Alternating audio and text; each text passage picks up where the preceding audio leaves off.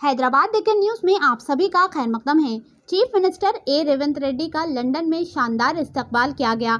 UK की Telangana diaspora organisation ने 19 जनवरी की शाम होटल हेस्टन हाइड में हेलो लंदन प्रोग्राम के एक हिस्से के तौर पर चीफ मिनिस्टर रेवंत रेड्डी का लंदन के पहले दौरे के दौरान पुरजोश इस्तकबाल किया।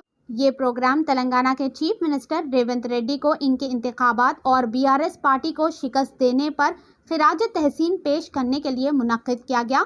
इस मौके पर चीफ मिनिस्टर ने बीआरएस के बानी सदर और साबिक़ चीफ मिनिस्टर के चंद्रशेखर राव के खिलाफ सामान्य की खुशी के दरमियान शदीद हमला किया।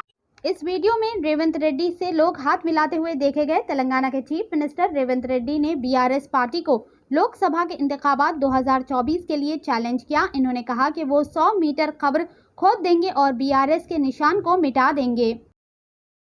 పార్లమెంట్ ఎన్నికల్లో మీ నిశాన్ లేకుండా 100 మీటర్ల గోతి తీసి పాతి పెడతా అని